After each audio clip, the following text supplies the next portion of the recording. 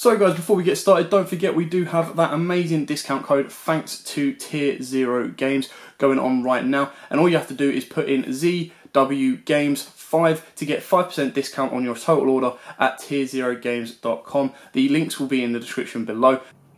What's it YouTube, Day of the 4 Games, bringing you an Evil Hero deck profile prior to the new set that we get in September, which is going to have some of the best Evil Hero cards around.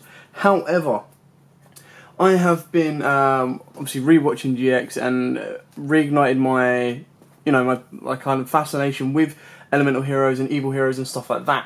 So I've kind of put together an evil hero deck, trying to keep it as focal to evil heroes as possible. So I haven't got the Destiny Hero engine in there or anything like that.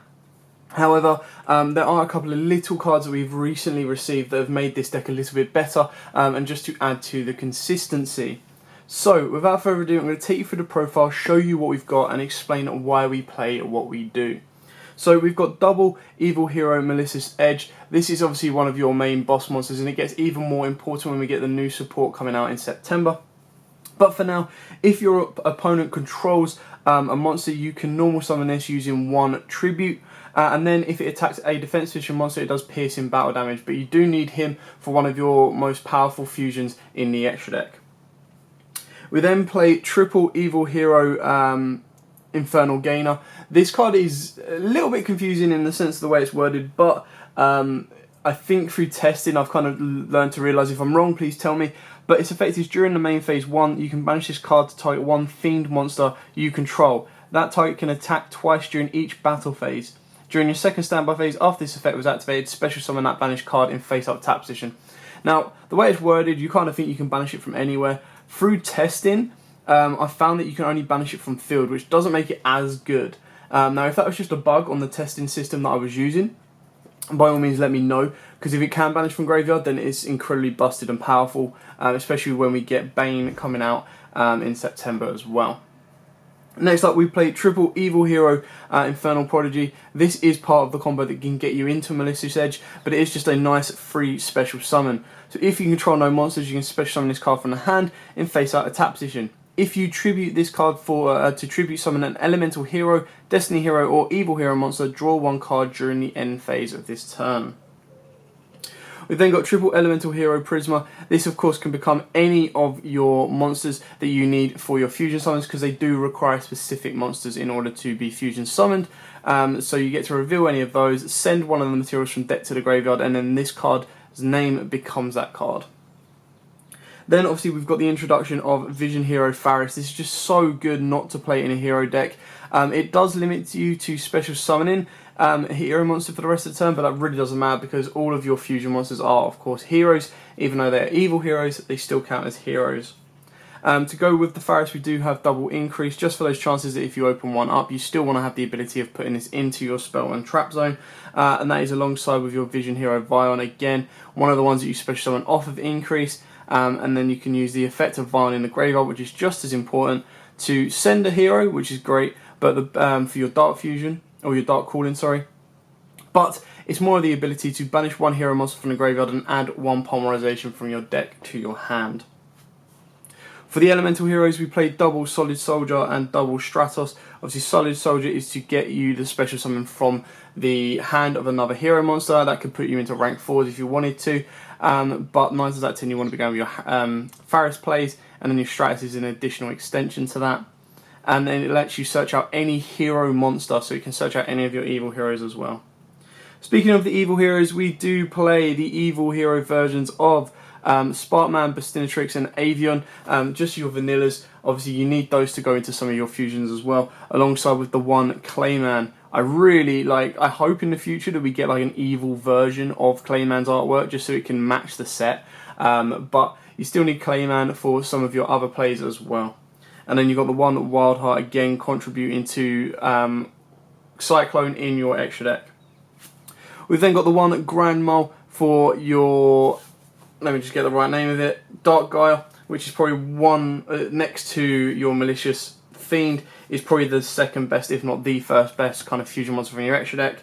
And then we do play the 1 elemental hero, Honest Neos, purely because you can search this off of Isolde that we play, and then you've got a 2500 drop on top of any of your hero monsters that you can protect, including your fiends. So the way this can work out really, really nicely is if they try to attack your evil hero, or if they try to attack any of your monsters but you've got evil hero Malicious Edge on board, they're forced to attack the Malicious Edge.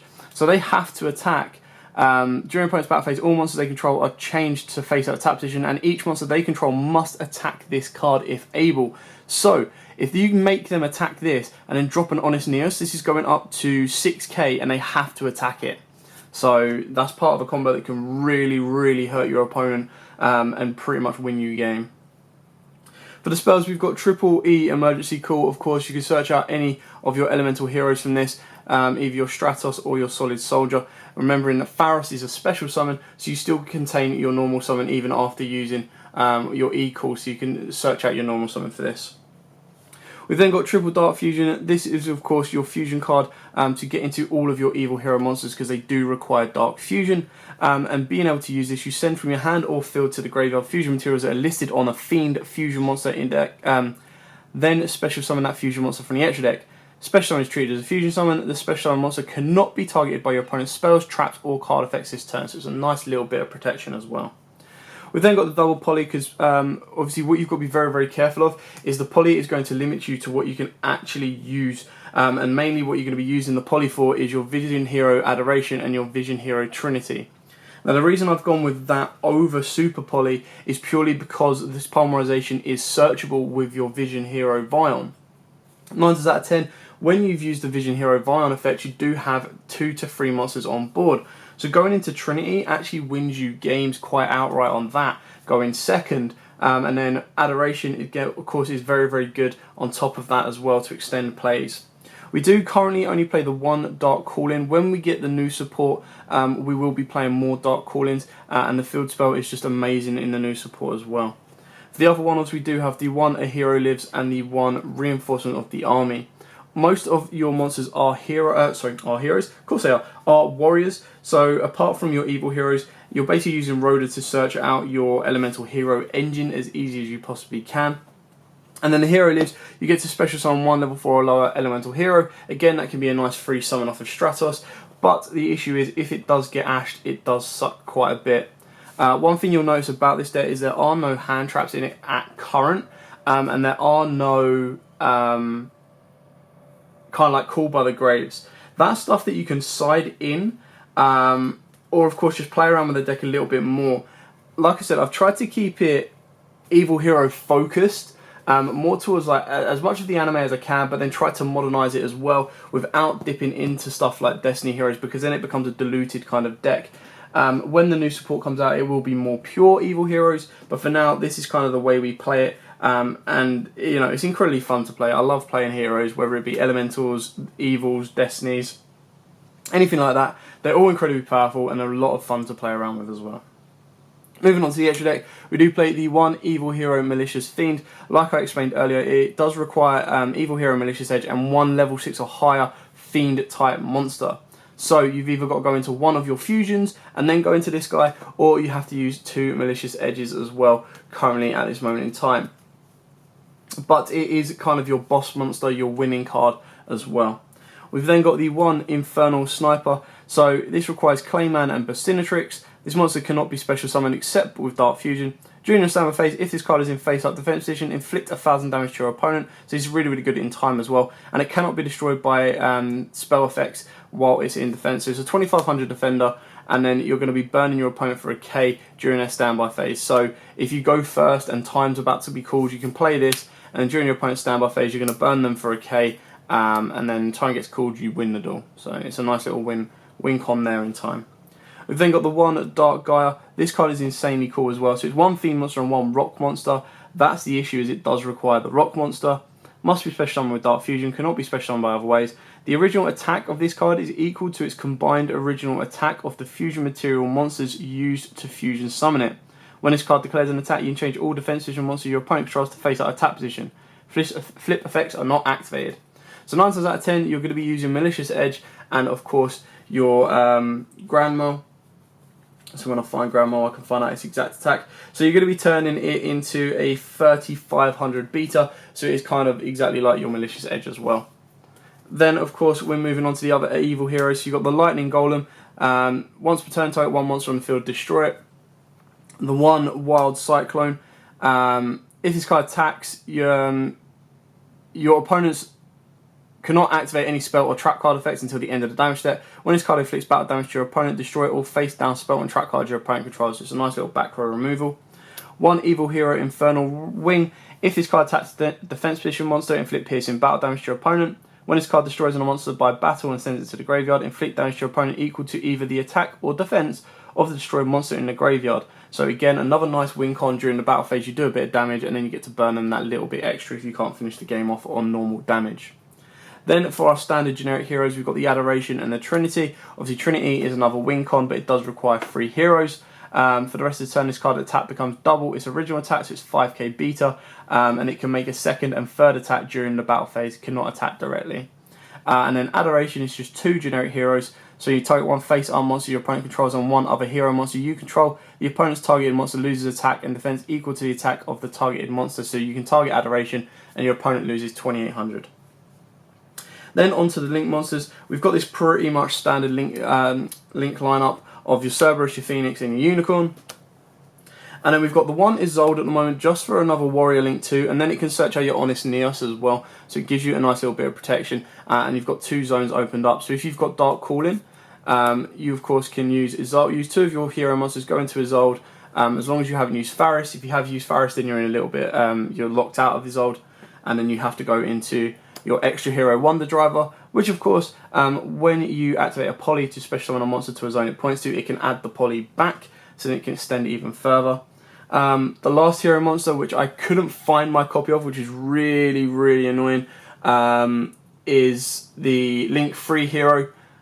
That's obviously quite a good extender for the deck, and it gains a lot of attack as well, depending on what it points to. The exact same thing, it gives all the heroes that it points to a bit of extra attack as well. And then finishing off, we do play the one Blackluster Soldier, Soldier of Chaos. This is purely because it requires 3 monsters with different names, so the heroes can actually build a board with different names quite easily, and can extend their board even further as they go. So being able to make BLS is not hard, you just got to make sure again that you're not locked under Faris. If you're locked under Faris, then you've got to kind of find a different route round, and that's where the Link Free hero comes into it as well.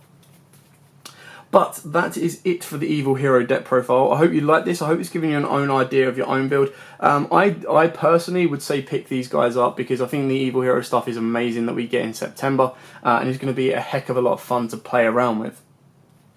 If you're not a Evil Hero fan, do not worry. You do also have Gimmick Puppets, and I believe it is Bakura support this time in that set that comes out in September. I don't know the exact name of it off the top of my head, but it is one of the legendary duelist sets as well, so you can imagine that they'll all be ultras and supers, and the ultras and supers will always be harder to get as usual because it's not guaranteed per pack. Anyway, that is it for the Evil Hero deck profile. Hope you liked it. Thanks for watching. Don't forget to like, comment, subscribe, share. Try and get those likes up to 100. We want to try and get 100 likes per video, which will be really, really cool to kind of keep the consistency going. And then if there are any kind of old school decks that you want to see, I am trying to work on a character deck for Jaden, both Season 1, 2 and 3, and try and get those out there a little bit more as well. If there's any type of videos that we don't currently do, or any type of videos that we don't do as often that you want to see more of, then just let us know in the comments down below. We'll be more than happy to put them together for you. We just need to, obviously, if there's specific deck profiles, we'll need to get some of the cards together in order to do the profile. If it's more duels or more like discussion videos, if it's anything like that, then just let us know, and we'll be more than happy to do it for you. But anyway, thanks for watching. Like, comment, subscribe, share, and until next time, guys, as always, happy dueling. What's up, YouTube? Dad here with War Games. Thanks for watching that video. If you liked it, please hit that big thumbs up button in the bottom corner as well. And don't forget to hit the big red subscribe button so you don't miss out on anything. Make sure you click that notification bell as well so you know every time one of our new videos goes up. Throughout the whole year of 2019, we're going to have more deck profiles, duels, and of course pack openings for you guys to watch and enjoy the entire year round.